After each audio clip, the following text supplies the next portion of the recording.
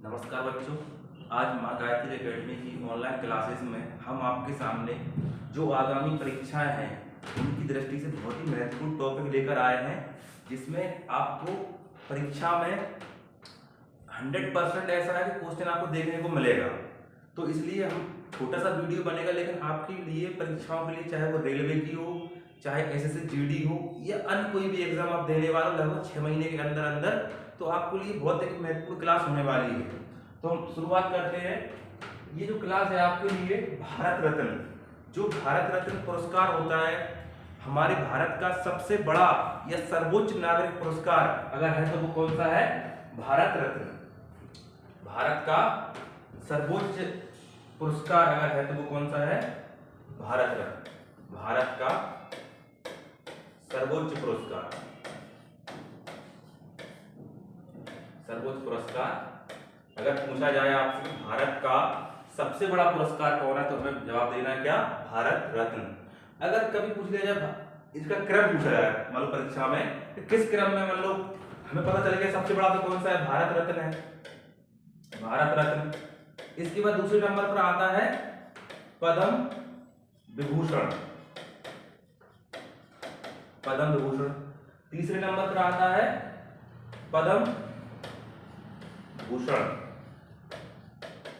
और फिर अगला आता है आपका पद्म श्री। इस तरह से भारत में ये पुरस्कार को क्रम है। सबसे बड़ा भारत रत्न, सेकंड नंबर का आपका आएगा पद्म विभूषण, थर्ड नंबर का पद्म भूषण और फोर्थ नंबर का पद्म श्री। इस तरह से भारत में जो पुरस्कारों का क्रम है। इसके बाद देखते हैं कि जो भारत रत्न पुरस्कार है अपना, भारत का सर्वोच्च पुरस्कार है, तो देखें ये जो आपको पीपल के पत्ते के डिजाइन पर बना हुआ है, उस पे भारत रत्न लिखा है। जो पीपल का पत्ता है आपका, ये तांबा, प्लेटिनम और चांदी से बना हुआ धातु का होता है। इसमें आपको अगला फैक्ट दिया है कि भारत रत्न प्राप्त करता प्रथम विदेशी खान अब्दुल गफ्फार खान। अगर परीक्षा में क्वेश्चन आता है आपका कि प्रथम व्यक्ति जिसको भारत रत्न दिया गया विदेशी कौन था, तो हमें पता होना चाहिए कौन था? खान अब्दुल गफ्फार खान, जो कि पाकिस्तान के नागरिक थे।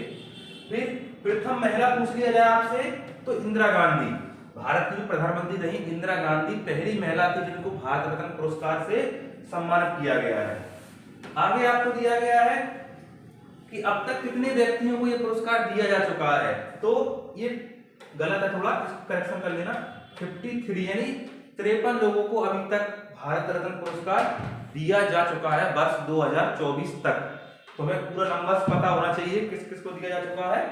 ठीक है, तो ये भारत रत्न पुरस्कार है, ये कितने लोगों को दिया जा सकता है? एक बार में 3 लोगों को दिया जा सकता है, लेकिन इस बार तो 4 लोगों को दिया गया है, तो ये कोई मैटर नहीं है। इस बार 4 लोगों को भारत रत्न पुरस्कार दिया गया है वर्ष 2024 का। अब जो भारत रत्न पुरस्कार है किन किन क्षेत्रों में दिया जाता है, आपसे पूछा जा सकता है कि किन किन क्षेत्रों में दिया जाता है, तो आपको भारत रत्न के बारे में पता होना चाहिए। क्षेत्र कौन कौन से हो सकते हैं? क्षेत्र में साहित्य, कला, विज्ञान, जनसेवा आदि। और खेल के क्षेत्र में भी एक बार भारत रत्न पुरस्कार दिया गया है। किसको दिया गया है खेल के क्षेत्र में? सचिन तेंदुलकर को 2014 में भारत रत्न पुरस्कार दिया गया है। भारत के इतिहास में एकमात्र खेल के क्षेत्र में पुरस्कार दिया गया है, तो वो दिया गया है किसको? सचिन तेंदुलकर को दिया गया है, ध्यान रखना है हमें। ठीक है, तो अब हम बात करते हैं 2024 का भारत रत्न पुरस्कार किन किन लोगों को दिया गया है। तो हमने बताया आपको कि अभी कितने 5 लोगों को दिया गया है इस बार का भारत रत्न पुरस्कार। तो पहला आता है चौधरी चरण सिंह को दिया गया है, दूसरा जो हमारे पूर्व प्रधानमंत्री रहे हैं, दूसरा नरसिम्हा राव, ये भी हमारे प्रधानमंत्री रहे हैं। फिर है doctor MS Swaminathan. MS Swaminathan साहब कौन थे? कृषि वैज्ञानिक थे, यानी भारत में अगर हरित क्रांति का जनक कहा जाता है तो किसको कहा जाता है? एमएस स्वामीनाथन साहब को।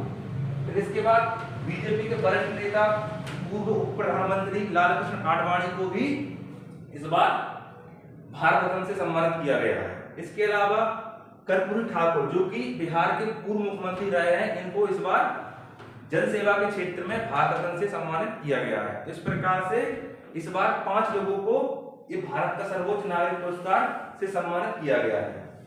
ठीक है, अब देखते हैं आपके सामने ये है आपके पहले व्यक्ति कौन, चौधरी चरण सिंह। जो चौधरी चरण सिंह थे, अगर इनके हम थोड़े बैकग्राउंड की बात करें तो ये उत्तर प्रदेश के मेरठ में इनका जन्म हुआ और ये लगभग एक किसान नेता के रूप में जाने जाते हैं। क्या बोला जाता है इनको, किसान नेता। ये किसान नेता थे, इनको किसानों का मसीहा भी कहा जाता है। क्या कहा जाता है इनको, किसानों का मसीहा, किसानों का मसीहा। तो चौधरी चरण सिंह के बारे में जान लो आप लोग कि इनको क्या कहा जाता है, किसानों का मसीहा कहा जाता है और ये किसान नेता थे। ये 1978-69 के आसपास एक भारत के प्रधानमंत्री बनते हैं। लेकिन एक और इंटरेस्टिंग बात है इनके विषय में कि ये अपने जितना भी टाइम पीरियड रहा कभी संसद नहीं गए थे, यानी संसद का सत्र जब तक आता तब तक इन्होंने पद से इस्तीफा दे दिया गया था। तो एकमात्र ऐसे प्रधानमंत्री जो कभी संसद के अधिवेशन में भाग नहीं लिया तो वो कौन थे, चौधरी चरण सिंह। हमें ध्यान रखना है, ये उत्तर प्रदेश के मेरठ से संबंधित थे और इनको इस बार का भारत रत्न दिया जा रहा है। ठीक है, अगला देखते हैं, ये है पीवी नरसिम्हा राव। तो पीवी नरसिम्हा राव साहब हैं, ये भी भारत के प्रधानमंत्री रहे हैं और इनको भी भारत, ये आंध्र प्रदेश वाले क्षेत्र में इनका जन्म हो रहा है और ये पहले आंध्र प्रदेश के मुख्यमंत्री भी रहे थे और आंध्र प्रदेश के मुख्यमंत्री बाद फिर बाद में 1990 के आसपास ये भारत के प्रधानमंत्री बनते हैं। लेकिन भारत के प्रधानमंत्री बनने के साथ ही इनके कार्यकाल में दो महत्वपूर्ण घटनाएं होती हैं। पहली घटना है 1991 में क्या हुआ कि हमारे देश में आर्थिक संकट आ गया। आर्थिक संकट आ गया तो आर्थिक उदारीकरण का जन्मदाता कहा जाने वाले व्यक्ति हैं पीवी नरसिम्हा राव। मुख्य रूप से इनके टाइम में डॉक्टर मनमोहन सिंह का नाम आता है। किसका नाम आता है, डॉक्टर मनमोहन सिंह। डॉक्टर मनमोहन सिंह, जो डॉक्टर मनमोहन सिंह थे, ये पीवी नरसिम्हा राव की सरकार में क्या थे, ये वित्त मंत्री हुआ करते थे। वित्त मंत्री, तो वित्त मंत्री हुआ करते थे। इन्होंने जब भारत में आर्थिक संकट आया तो इन्होंने अपनी सूझबूझ का परिचय दिया और भारत का जो अर्थव्यवस्था बंद इकोनॉमी हुआ करती थी उसको ओपन इकोनॉमी में यानी मिश्रित इकोनॉमी में का स्वरूप बदला और उदारीकरण की पॉलिसी अपनाई। इससे क्या होगा, विदेशों का जो निवेश था हमारे भारत में आना शुरू हो गया और धीरे धीरे करके हमारी आर्थिक स्थिति क्या हो गई, बेहतर हो गई। तो इनको जो डॉक्टर मनमोहन सिंह थे, इनको भारत में आर्थिक उदारी का जन्मदाता कहा जाता है क्योंकि इन्होंने भारत की अर्थव्यवस्था सुधारने में बहुत महत्वपूर्ण योगदान दिया है। इसके अलावा इनके टाइम में एक घटना और होती है 1993 में पंचायतों का क्या हुआ, संवैधानिक अधिकार दे दिए गए। पंचायतों को संवैधानिक दर्जा, जो आज आप देखते हो ना पंचायतों का गांव में सरपंच चुनाव वगैरह आदि ये सब पावर उनको देख रहे हो ना, ये इनके टाइम में हुआ है। तो पंचायतों को क्या कर दिया गया, 73वें संविधान संशोधन के माध्यम से पंचायतों को क्या कर दिया गया, संवैधानिक अधिकार दे दिया गया। उनकी पंचायतों को रिस्पॉन्सिबिलिटी दे दी गई, उनके विकास कार्य के लिए फंड जो वित्त मिलने लगा, इससे क्या हो, पंचायतें सशक्त हो गई हैं। और आज आप जो पंचायत का स्वरूप देखते हो कहीं ना कहीं ये 73वां संविधान संशोधन ही इसके लिए जिम्मेदार है। ठीक है, अगला व्यक्ति ये है आपके डॉक्टर एम.एस. स्वामीनाथन साहब। इनको कृषि वैज्ञानिक थे, ये क्या थे, ये कृषि वैज्ञानिक थे और इनको भारत में हरित क्रांति का जनक कहा जाता है। 1966 के आसपास भारत में क्या हुआ कि आर्थिक जो कृषि का संकट था, खाद्यान्न का बहुत ज्यादा संकट था, तो 1966 के आसपास ये हरित क्रांति का कॉन्सेप्ट लेकर आया। क्या लेकर आया, हरित क्रांति।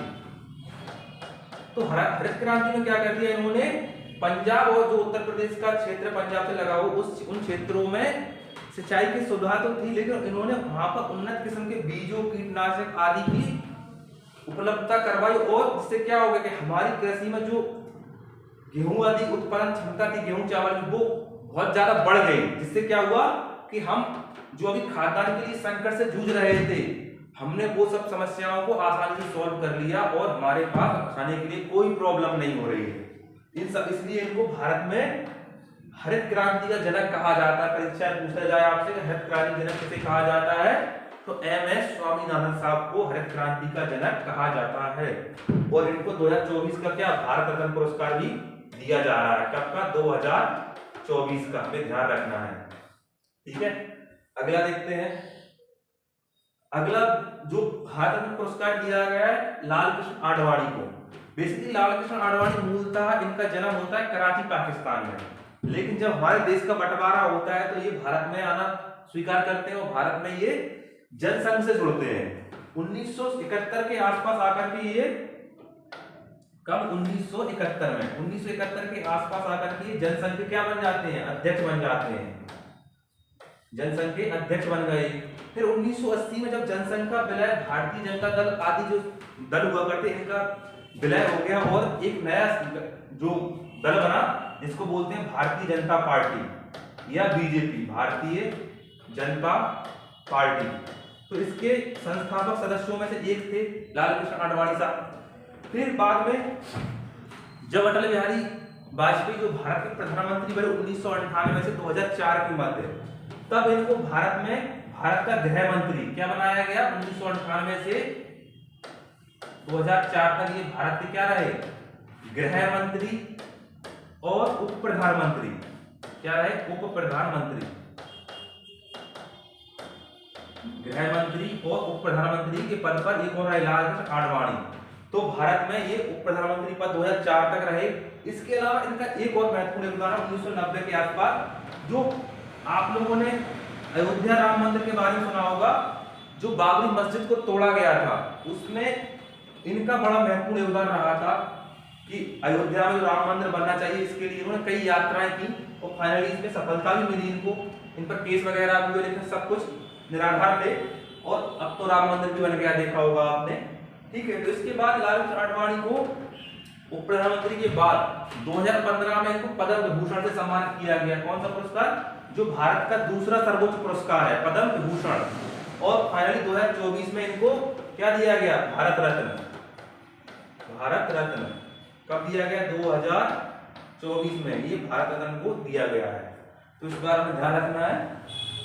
इसके बाद अगला देखते हैं, ये है आपके भारत रत्न कर्पूरी ठाकुर। ये एक दलित व्यक्ति थे, कहां के थे? ये बिहार के। तो ये बिहार के मुख्यमंत्री रहे, कर्पूरी ठाकुर साहब बिहार के पूर्व मुख्यमंत्री। तो ये जो कर्पूरी ठाकुर साहब थे ये दलित वर्ग से थे, सेन समाज से, और इन्होंने दलित के रूप में बिहार के मुख्यमंत्री के पद पर गए। तो एक बड़ी अचीवमेंट था कि और इन्होंने जनता के लिए काम किया। ये समाजवादी नेता थे, समाज के जो अंतिम वर्ग पर खड़ा हुआ व्यक्ति है उनके लिए इन्होंने काम किया, इसलिए इनको इस बार 2024 का क्या दिया जा रहा है? भारत रत्न पुरस्कार दिया जा रहा है। 2024 का भारत रत्न किसको दिया गया है? कर्पूरी ठाकुर साहब को दिया गया है। तो इस तरह से भारत में 2024 में 5 लोगों को भारत रत्न से सम्मानित किया गया है। तो हमने आप 5 लोगों के बारे में जान लिया है जो परीक्षा में आपसे डायरेक्टली पूछा जाएगा। इसके बाद कुछ क्वेश्चन और बन सकते हैं परीक्षा में जो आपसे पूछे जा सकते हैं। जैसे आपसे पूछा जा सकता है कि भारत रत्न जो पुरस्कार है कब से शुरू हुआ, तो हमें पता होना चाहिए ये शुरू हो रहा है 2 जनवरी 1954 से। 1954 से। इस समय भारत के राष्ट्रपति कौन थे? तो हमें पता होना चाहिए कौन थे इस बार राष्ट्रपति? राजेंद्र प्रसाद। राजेंद्र प्रसाद थे। तो इस समय शुरुआत कब हो रही? 1954 से। राष्ट्रपति कौन है हमारे भारत के? राजेंद्र प्रसाद। आपसे पूछा सर्वप्रथम किसको दिया गया, तो हमें ध्यान रखना चाहिए सर्वप्रथम किसको दिया? सर्वपल्ली राधाकृष्णन को दिया गया, चक्रवर्ती राजगोपालाचारी को दिया गया और डॉक्टर चंद्रशेखर वेंकट रमण। यानी 3 लोगों को 1954 में पहली बार जब दिए गए 3 लोगों को दिया गया। तो हमसे पूछा जाता है कि प्रथम किसको दिया गया, तो कहीं ना कहीं आपको इन 3 लोगों में से किसी एक का नाम आपको दिखेगा। इन्हीं में से 3 लोगों को साथ में दिया गया था।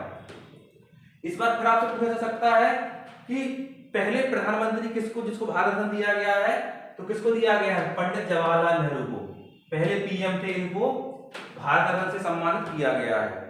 प्रधानमंत्री पद पर रहते हुए किया गया, ये भी बड़ी बात है। फिर इसके बाद आपसे पूछा जा सकता है कि मरणोपरांत प्रथम किसको दिया गया है?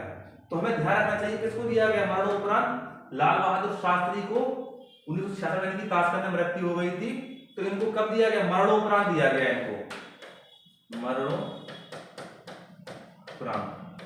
मुझे ज्यादा मरणोपरांत सर्वप्रथम किसको दिया गया, तुम्हें पता होना चाहिए किसको दिया गया, लाल बहादुर शास्त्री को। प्रथम महिला पूछा जाए तो आपको पता है किसको दिया गया है, प्रथम महिला किसको दिया गया है, इंदिरा गांधी को 1971 में प्रथम महिला है, प्रथम महिला इंदिरा गांधी को दिया गया है, ध्यान रखना है इसको। हमने अभी बताया था कि प्रथम विदेशी कौन थे, खान अब्दुल गफ्फार खान, ये कहां के थे, पाक के थे, ठीक है। अगर फिर भी यहां से आगे चलते हुए पूर्णतः विदेशी अगर शब्द दिया जाए तो नेल्सन मंडेला को मिला है, जो नेल्सन मंडेला, ये आपको दिख रहा होगा, नेल्सन मंडेला को, ये कहां के थे, ये अफ्रीका के, दक्षिण अफ्रीका के हैं ये, और इनको अफ्रीका का गांधी कहा जाता है, किसको, नेल्सन मंडेला को। तो इनको अगर पूछा जाए प्रथम विदेशी तो खान अब्दुल गफ्फार खान लगाना है, पूर्णतः विदेशी तो हमें क्या आंसर लगाना है, नेल्सन मंडेला, ठीक है, ध्यान रखना है इस बार। तो इस तरह का क्वेश्चन बन सकता है आपसे। इस बार आपसे और पूछा जा सकता है आपसे, पहले खेल के क्षेत्र में प्रथम किसको दिया गया है, तो बताया आपको 2014 में केवल एकमात्र व्यक्ति को खेल के क्षेत्र में दिया गया है, वो है कौन है, खेल के क्षेत्र में सचिन तेंदुलकर, एकमात्र व्यक्ति है, एक बार खेल के क्षेत्र में दिया गया है, तो वो किसको दिया गया है, सचिन तेंदुलकर को दिया गया है, हमें पता होना चाहिए ये, ठीक है। इसके बाद आपसे पूछा जा सकता है कि जो भारत रत्न पुरस्कार है अब तक कितने लोगों को दिया जा चुका है, तो आपको बताया ना कितने, 53 लोगों को दिया जा चुका है। अंतिम 2024 में कितने लोगों को दिया गया है, 5 लोगों को दिया गया है, इसमें दिख नहीं रहे हैं, 5 लोगों को दिया गया है 2024 में, हमने बता ही दिया आपको। इस तरह से भारत रत्न की बात आती है। और एक क्लास का जो भी है, जो ऑफलाइन क्लास अटेंड करना चाहते हैं तो बिल्कुल आ सकते हैं। तो इस तरह से आज की क्लास समाप्त करते हैं। तो जिन लोगों ने चैनल सब्सक्राइब नहीं किया तो सब्सक्राइब कर लें, और इसका जो आपको पीडीएफ है आपको टेलीग्राम चैनल पर मिल जाएगा। तो इसी तरह से आप लोग जुड़े रहें, और जो ऑफलाइन आना चाहता है तो ऑफलाइन भी आ सकता है। बहुत बहुत धन्यवाद।